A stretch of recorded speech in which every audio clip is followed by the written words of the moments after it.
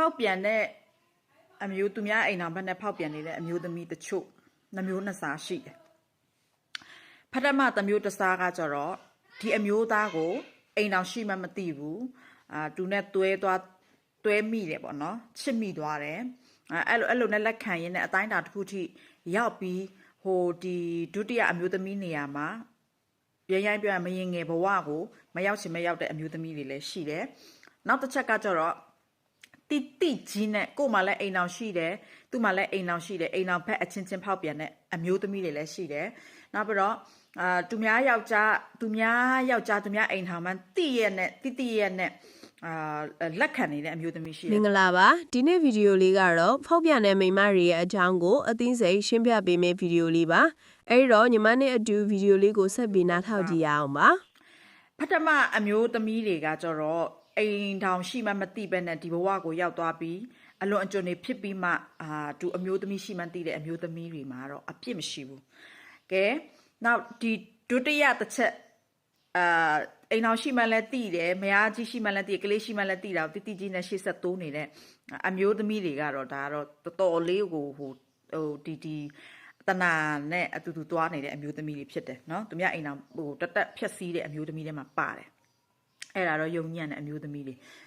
တတိယကတော့အစိုးဝါးဆုံးမှကို့မှာလည်းအိမ်အောင်ရှိတယ်တစ်ဖက်မှာလည်းအိမ်အောင်ရှိတယ်ကို့မှာလည်းကာမပိုင်ယောက်ျားရှိတယ်တစ်ဖက်မှာလည်းကာမပိုင်မိန်းမရှိရတာနဲ့တိကြီးနဲ့ခိုးစားခိုးဖောက်ပြန်တဲ့မိန်းမတွေကကဘာပေါ်မှာရုပ်အညံ့ဆုံးမှအဲ့လိုမိန်းမတွေကိုလေမိသွားခဲ့လို့ရှိရင်တို့ရဲ့လက်တုံးစကားပါလဲဆိုအော်အိမ်အောင်ရှိမှမသိလို့ပါကျမမသိလို့ပါတကယ်တောင်းမှပါတယ်ဖထမတစ်ချက်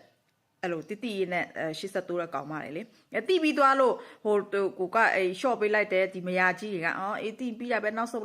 လိုက်ပေါ့ဒီလိုပြောကောင်းမွန်ပြောလိုက်တယ်နော်အကြီးနေကနေပြန်တောင်းမှပြီးကောင်းမွန်ပြောလိုက်တယ်ပေမဲ့လေပြန်ခိုးစားတယ်ကွယ်ဒုတိယတစ်ချက်ပြီးသူတို့ကပဲဟိုဒီမယားကြီးနဲ့ပဲဟိုပြန်ပြီးဥတိုနေရတယ်လားကိုအိမ်ကယောက်ျားကိုပြုစုဖို့နေတာကိုအိမ်ကယောက်ျားကိုဥလိုက်တူဖို့နေတာသူများယောက်ျားကိုပဲသူတို့မှဥတိုနေရတာသူ့မိန်းမနဲ့သူပြန်ဥတိုနေတာစဉ်းစားကြည့်လိုက်အဲ့လိုမိန်းမတွေတက်ကိုရှိရတယ်လားအဲ့လိုမိန်းမတွေကလေတကယ်လို့မယားကြီးတွေကလည်းဒီဖောက်ပြန်တဲ့ယောက်ျားတွေကိုဂုံစားပြီးတော့သူတို့နဲ့တွဲရိုက်တဲ့ပုံတွေမိသားစုတွေပုံကိုတင်နေဆိုတာကလေတအားကုန်ယူပြီးဝိကြွားပြီးတင်နေရတာမဟုတ်ဘူးအဲ့လိုကောင်မတွေကလေဟိုမယားကြီးအကောက်တွေထက်ကိုဝင်ကြည့်ပြီးတော့ပြက်ပြီလားမပြက်သေးဘူးလားပြက်ပြီလားမပြက်သေးဘူးလားဘာဖြစ်တယ်လဲဟိုကောင်တွေကလည်းပြက်သွားပြီးငါဘက်ကဒီလိုပဲဘာညာနဲ့ဆိုပြီးတင်ပြလို့မပြက်သေးဘူးမကွာရှင်းသေးဘူးဆိုတဲ့အကြောင်းကို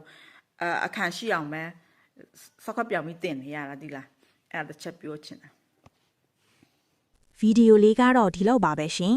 ဗီဒီယိုလေးနဲ့ပတ်သက်ပြီးဘဟုတုတရတယ်ဆိုရင် channel လေးကို like and subscribe လုပ်ပေးခဲ့ဦးလို့ပြောရင်နောက်ဗီဒီယိုမှာပျောက်တွေ့ကြပါမယ်ရှင်